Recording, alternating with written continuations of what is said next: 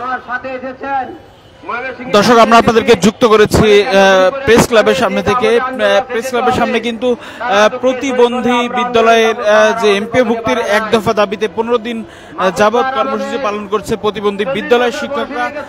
আজ কিন্তু 15তম দিনেই কিন্তু শিক্ষকরা এখানে অবস্থান করছেন। আপনারা দেখতে পাচ্ছেন এই দেশের প্রতিটি অঞ্চল থেকে আসলে প্রতিবন্ধী বিদ্যালয়ের যে শিক্ষকরা তারা কিন্তু এসেছেন। তারা কিন্তু এখন এবং বক্তব্য রাখার পরে তারা আসলে কর্মসূচি ঘোষণা করবেন।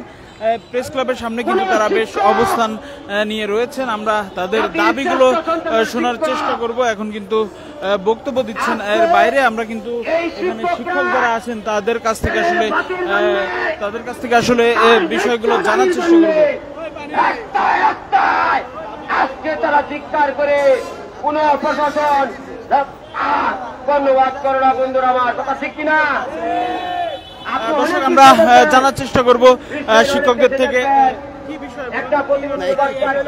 আমাদের জেলার সভাপতি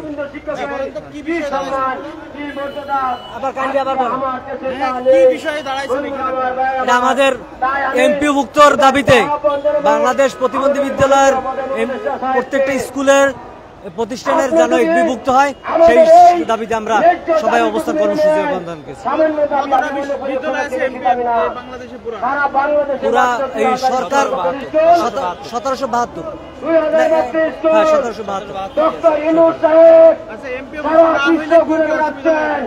এমপিভুক্ত না হলে এই প্রতিষ্ঠানগুলো ধ্বংস হয়ে যাবে।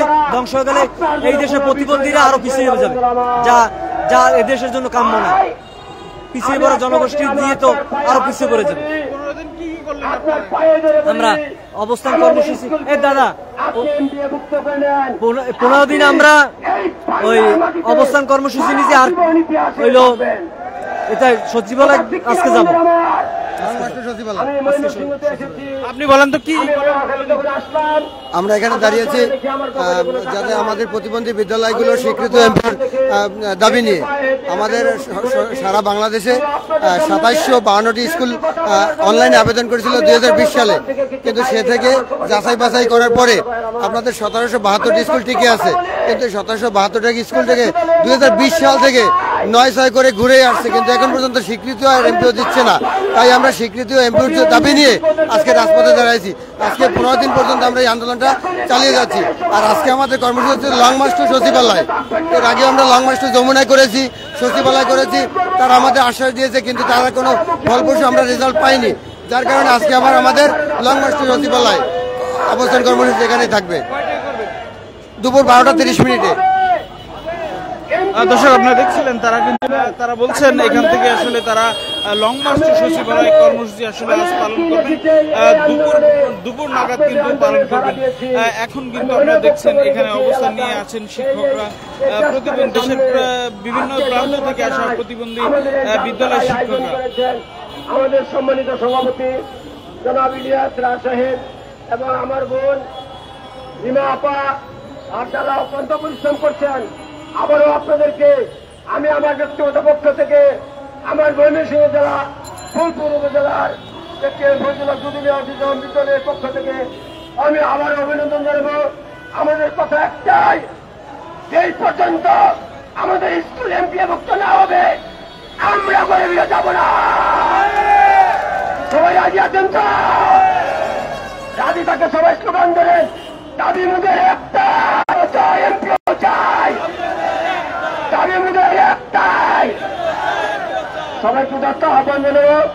ইলিয়াস ভাই, আপনি আমাদেরকে ডাক দিবেন।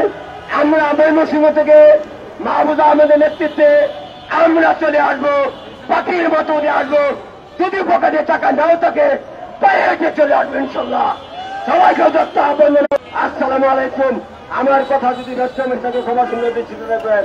সবাই ভালো থাকেন, আমাদের স্কুল এমপিওভুক্ত হোক এ আশাবাদ ব্যক্ত করি। আপনারা সবাই ভালো থাকেন।